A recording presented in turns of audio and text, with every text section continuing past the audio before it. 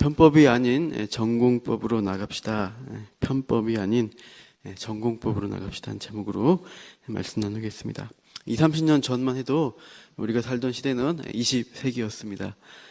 제가 더 이제 어렸을 때는 그런 미래에 대해서 그림을 그려보라. 21세기는 뭐 아주 새로운 고도의 발달된 선진적인 사회가 올 것이다. 이렇게 생각을 했죠.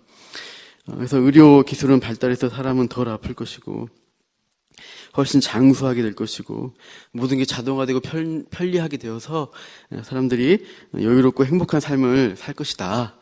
그래서 그러한 그림이나 글짓기를 많이 했던 것 같아요.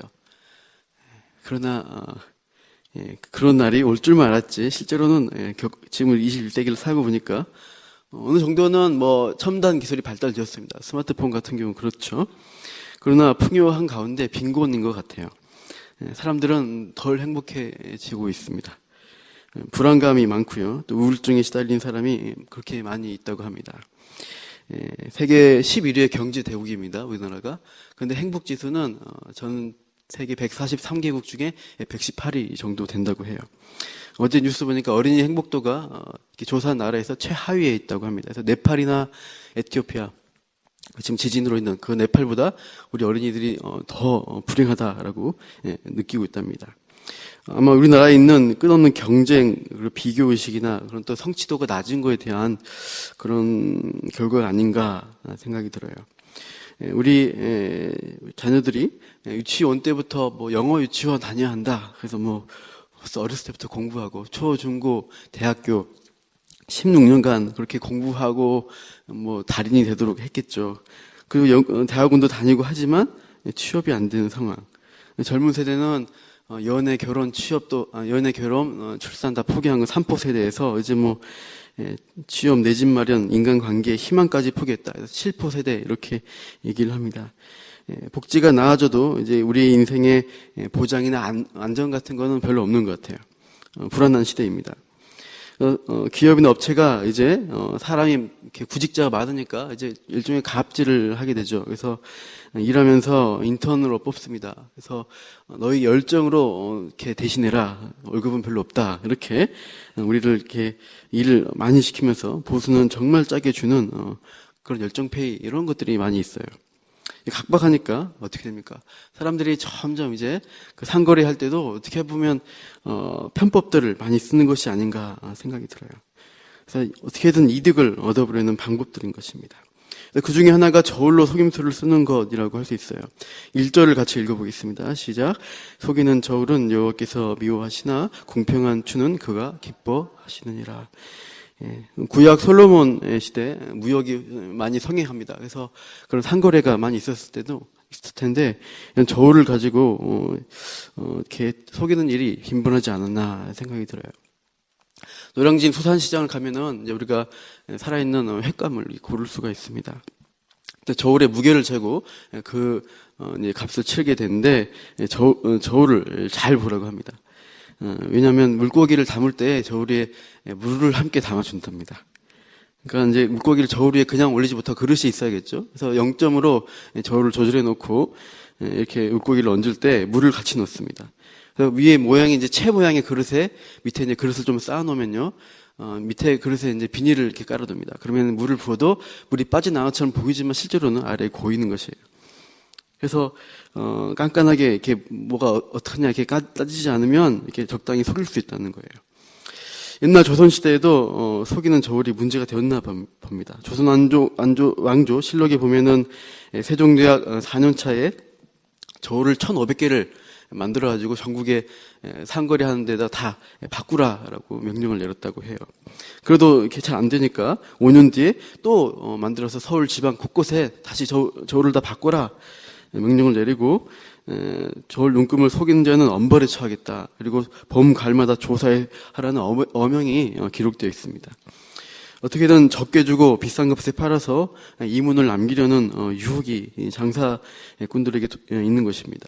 손님은 횟감을 생각보다 싸게 샀다 좋아하지만 덤으로 뭐 스키다시 뭐 이렇게 많이 줬다 하지만 그게 물값을 포함한 값이다. 이것을 알면은 화날 일이죠. 사람을 물먹이는 일이다 할 수 있어요. 최근에 이제 나이 드신 분들, 갱년기 들으신 부모님들 요즘 이제 이슈가 되는 게 선물을 받았는데 잘못된 그런 이렇게 한약물을 먹게 되었습니다. 건강에 좋은 백소물인 줄 알았는데 그게 이제 독성이 있는 나쁜 잘못된 가짜 백소였던 것이에요. 시중에 나온 대다수 백소가 가짜라고 밝혀진 것입니다. 한 달째 지금 그러고 있어요, 뉴스가. 어제 PD수첩에도 이렇게 보도가 되더라고요. 속여서 팔았다는 것이 문제지만 건강식품인데 이것 때문에 더 몸이 안 좋아지는 결과를 낳아서 사람들이 분노하고 있습니다. 먹는 음식 가지고 장난치지 말라. 그런데 잘 안 되는 것 같아요. 이번 주에도 막기름 사태가 터지게 됩니다. 그래서 뭐 발암물질인 벤젠이 함유된 막기름이 1,200톤이 이렇게 유통이 됐습니다.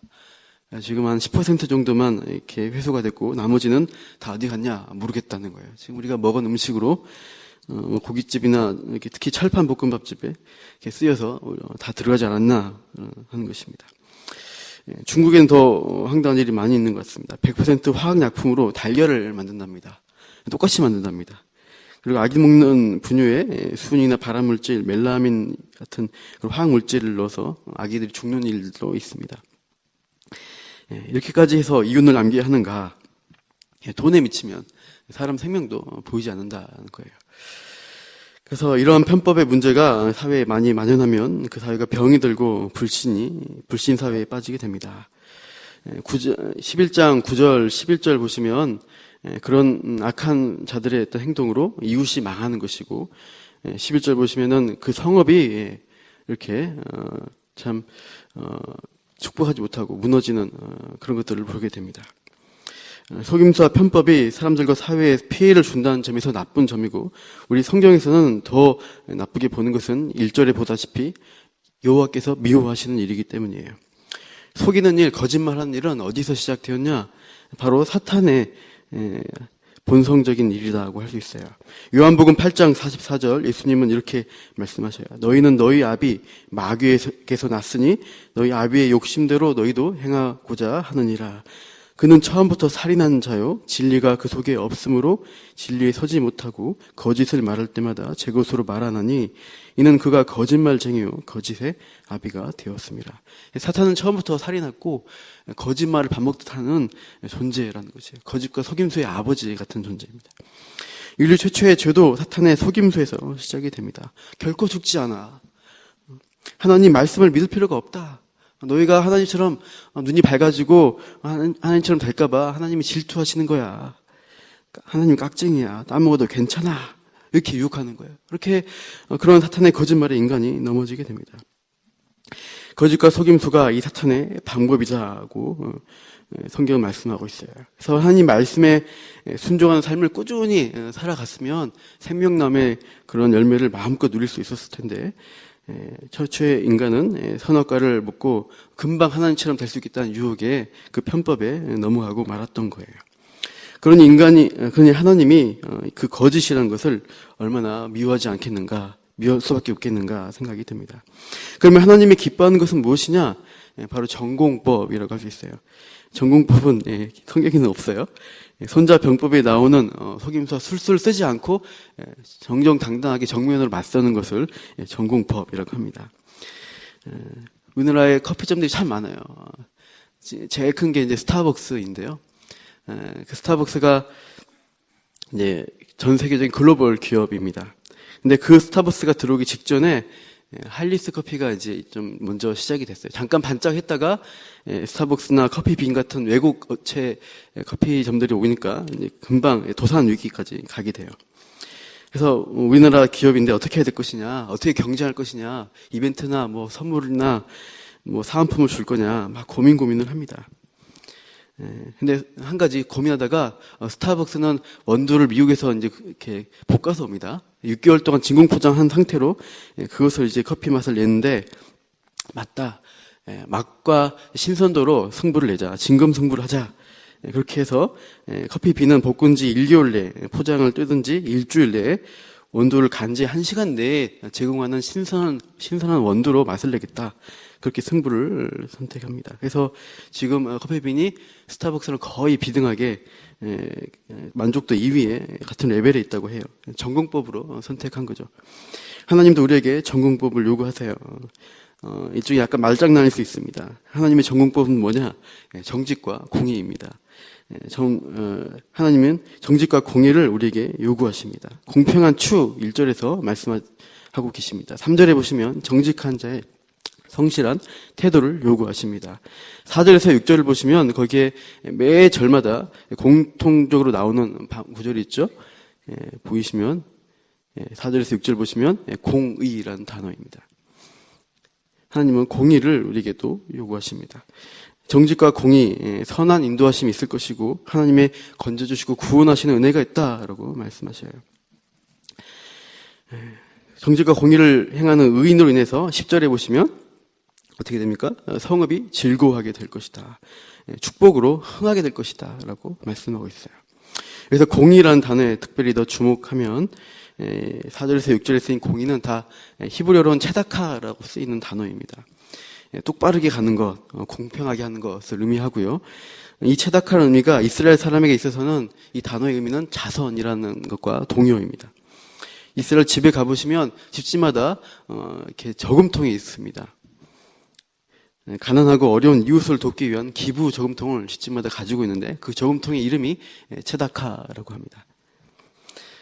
히브리어 단어에는 남에게 베풀다는 단어가 없습니다. 가장 가까운 의미가 바로 이 체다카인데 이것은 당연히 해야 될 의무다, 행위다라고 이렇게 의미를 갖습니다. 그래서 자선이라는 것은 이스라엘 사람의 의무다. 그래서 어렸을 때부터 기부하는 법을 배웁니다.